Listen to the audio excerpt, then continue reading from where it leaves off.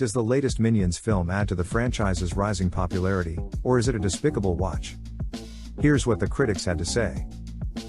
Starting with Todd Gilchrist of AV Club, who states, "The 1970s setting gives the filmmakers an opportunity to recruit modern artists to record covers of classics like Funky Town and Hollywood Swinging, bridging the gap between past and present, adult and child."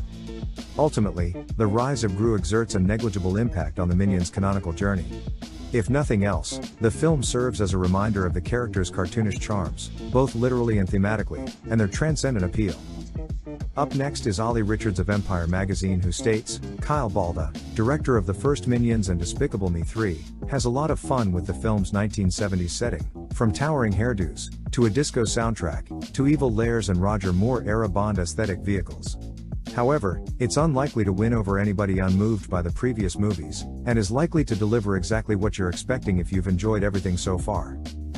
We move on to Peter Bradshaw of The Guardian, who states, "For me, the Gru/Minions franchise never really ascended to the inspirational heights that Pixar periodically attained, and its finest hour was probably showcasing Pharrell Williams' hit song Happy on the Despicable Me 2 soundtrack album. Although the character of Gru is mildly funny, the Minions are unfunny without him and have never convincingly attained spin-off hero status. This is another of those intellectual property concepts, whose trademark quirky voices and characters should be laid to rest." Next is Peter B. Bruges of Variety, who states, "This overly familiar franchise could use a chapter where misguided Gru really does manage to be evil for a time.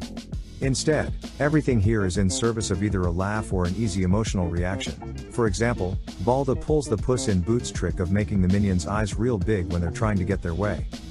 6 months into 2022, it's the funniest film Hollywood has produced thus far.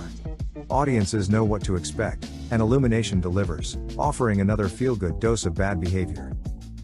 And finally, Scott Mendelson of Forbes states, "The rise of Gru only exists to create arbitrary and needless connections between the first Minions and the first Despicable Me.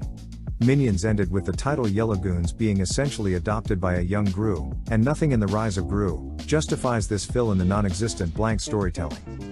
Not to pick on Star Wars, but this prequel/sequel aligns with Disney Plus's recently concluded Obi-Wan Kenobi show in how it answers questions nobody asked, and connects dots that needed little connection. It's visually creative, occasionally funny, and kid-targeted for sure. But even my kids argued that it needed less Gru and more Minions. In the end, the film amassed a critical score of 69% from 26 reviews on Rotten Tomatoes.